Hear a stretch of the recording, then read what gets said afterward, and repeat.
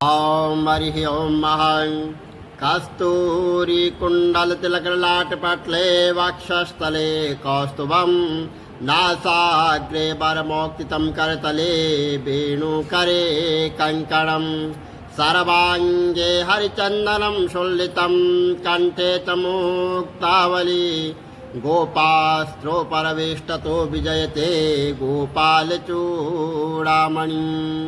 हरिः ओम वंदे देव उमाम्बतेश्वरगुरुं वंदे जगत्कारणं वंदे पन्नकभूषणं मृगद्रहं वंदे पशूनां पते वंदे शूरशाङ्कवन्दिनयनं वंदे मुकुन्दं प्रिया वंदे भक्तजनार्दनश्रियं वंदे शिवं शंकरः।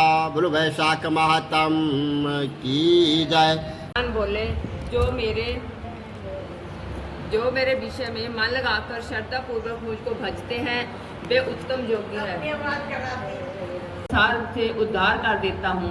मुझ में ही मन रखो, मुझ में ही बुद्धि रखो, तब तुम मुझ में ही निवास करोगे, इसमें कुछ संदेह नहीं है।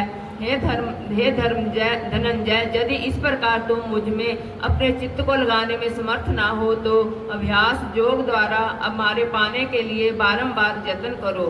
यदि अभ्यास भी ना कर सको तो मेरे उद्देश्य से ब्रह्म व्रत आदि ही करो। यदि मेरे लिए तुम कर्म करोगे तो तुम्हें मुक्ति प्राप्त होगी। यदि ऐसा भी ना कर सको तो मन को रोक कर अनन्य भाव से मेरी शरण में आओ और फल की आशा छोड़कर कर्म करो, क्योंकि अभ्यास से ज्ञान उत्तम है और ज्ञान से ध्यान श्रेष्ठ है और ध्यान से कर्मों के फल को त्यागना श्रेष्ठ है। त्याग से शांति प्राप्त होती है और किसी से द्वेष नहीं करना सबका मित्र है। दया भाव है, ममता और अहंकार जिसमें नहीं है, सुख दुख को जो समान जानता है, क्षमावान है, संतोषी है, स्थिर चित्त, इंद्रियों को वश में रखता है, दृढ़ निश्चयवान है, मुझ में अपना मन और बुद्धि को लगाए हुए है, ऐसा मेरा भक्त मुझको प्रिय है। जिसे ना लोगों का भय है ना लोगों से डरता है, ऐसा जो हर्ष ईर्ष्या दुष्टों से भय और विषाद से रहित है, वह मेरा प्रिय है। जो कुछ मिले उसी से संतुष्ट, पवित्र, निष्पक्ष, निष्पाप, दुख रहित, फल की इच्छा त्याग कर कर्म करने वाला, ऐसा जो मेरा भक्त है वह मुझे प्रिय है। जो लाभ से प्रसन्न ना हो, किसी से द्वेष ना करे, इष्ट पदार्थ के नष्ट होने से दुखी ना हो, किसी वस्तु की इच्छा ना करे, शुभ तथा अशुभ दोनों का त्यागी हो, वह भक्त मेरा परम प्रिय है। जिसको शत्रु और मित्र, मान और अपमान, सर्दी और गर्मी, सुख और दुख समान है, जो वासना से रहित है, जो निंदा और स्तुति को समान जानता है, जितना भी मिले उसी में संतोषी, जो यह नहीं समझता कि ये मेरा घर है, जो मेहमान है वह मेरा प्यारा है, पर जो मुझ में श्रद्धा करके मुझे मानकर इस अमृत के समान कल्याणकारक धर्म का आचरण मेरे उपदेशानुसार करते हैं, वे मुझको अत्यंत प्रिय है। बोलो श्री कृष्ण भगवान की जय। वैशाख महान प्रसन्न होते हैं। व्याघ्र के इस प्रकार पूछने पर मुनि कहने लगे, हे सर्वशक्तिमान, निर्गुण, निश्चेष्ट, अत्यंत सच्चिदानंद स्वरूपा और संपूर्ण चराचर विश्व के स्वामी है। अब मैं उनके लक्षण बताता हूँ, जिससे उत्पत्ति, स्थिति, संहार, आवृत्ति, नियम, प्रकाश, बंध और मोक्ष होते हैं। पंडित लोग उसी ब्राह्मण को विष्णु कहते हैं। ब्रह्मादि देवता सब उन्हीं के आश्रित हैं। इतनी कथा सुनकर व्याघ्र कहने लगा कि हे ऋषि, प्राण सर्वश्रेष्ठ है क्यों माने गए हैं, यह बात मेरी समझ में नहीं आई। शंख कहने लगे कि हे व्याघ्र, प्राचीन समय में नारायण भगवान कमल जोनि में ब्रह्मादिक देवताओं की रचना करने लगे कि मैं ब्रह्मा को तुम्हारा राजा बनाऊंगा और जो कोई तुम में सर्वश्रेष्ठ है उसी को तुम युवराज बनाओ। जब देवताओं ने यह बात सुनी तो आपस में युवराज बनने के लिए सब विवाद करने लगे और जब कुछ निर्णय ना हुआ तो फिर भगवान के पास जाकर कहने लगे, भगवान हमको तो कोई भी श्रेष्ठ दिखाई नहीं देता, इसका तो आप ही निर्णय करिए। भगवान ने हंसकर कहा कि मेरे विराट रूप में से जिसके निकलने से शरीर गिर पड़े और फिर प्रवेश करने से शरीर खड़ा हो जाए वही सर्वश्रेष्ठ है। तब जयंत भगवान के पैरों से निकल गया तो वह शरीर पंगु तो हो गया, परंतु गिरा नहीं। इसी तरह गुहेंद्रियों में से दक्ष के निकल जाने से हस्तहीन कहा गया, नेत्रों में से सूर्य निकल जाने से नेत्रहीन, नाक से अश्विनी कुमार के निकल जाने से नासिका रहित, कानों से दिशाएं निकल जाने से बहरा, जीभा से वरुण निकल जाने से अक्ष रस और मन को चैतन्य करने वाले, रुद्र से निकल जाने से तो जड़ कहाने लगा, परंतु देह गिरी नहीं, वरन पूर्ववत सब कार्य होते रहे।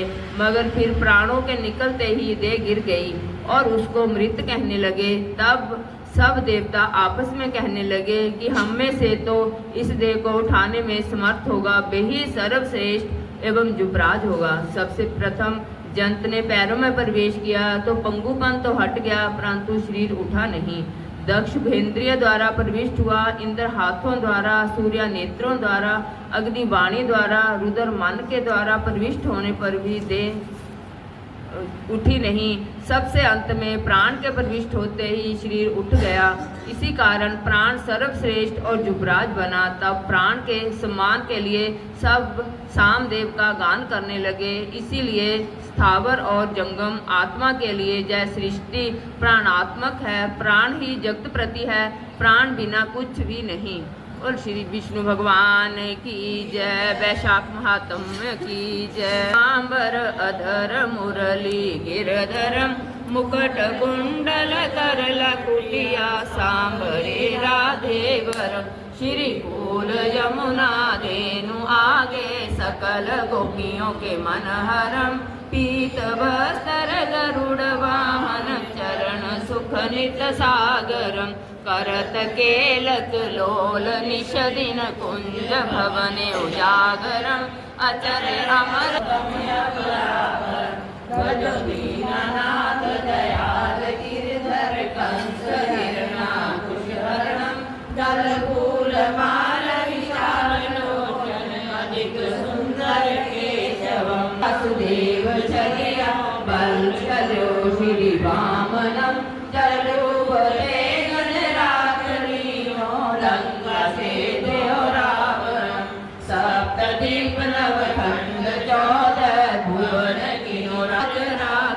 कहाँ लोकमा करम, भजो दीननाथ दयाल पूर्ण, करुणा में करुणा करम, कवि दत्त दास विलास निश दिन नाम जप नित नागरम, प्रथम गुरु जी के चरण बंदो, जहाँ से ज्ञान प्रकाशितम, आदि विष्णु जुगादि ब्रह्मा सेवते शिव शंकर, श्री कृष्ण केशव कृष्ण केशव कृष्ण जदुपति केशव, रघुवर राम जी रघुवर राघवम, श्री राम कृष्ण गोविंद माधव वासुदेव, श्री वामनम माछ कच्छ वराह नरसिंह पाहि, रघुपति पावनम, मथुरा में केशव राय विराजे,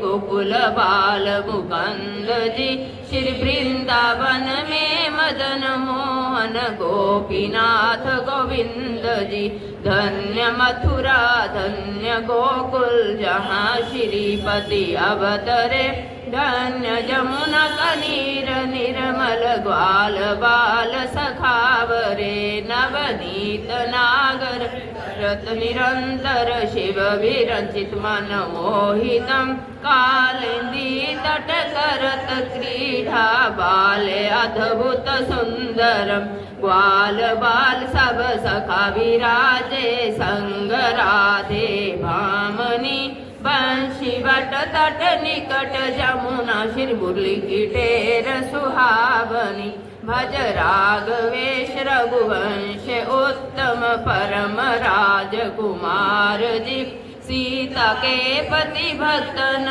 के गति, जगत प्राण आधार जी, जनक राजा पन कराख्यो, धनुष बाण चढ़ावही, सतीत सीता नाम जाके श्री रामचंद्र परनामहि जन्म मथुरा खेल गोकुल नंद के हदि नंदनम बाल लीला पतित पावन देवकी वसुदेवकम श्री कृष्ण कलिमल हरण जाके जो भजे हरि चरण को भक्ति अपनी देह माधव देहो स्वामी जगन्नाथ जगदीश स्वामी श्री बद्रीनाथ विशंभरम द्वारिकाज के नाथ श्रीपति केशवम प्रणाम श्री कृष्ण अष्टपद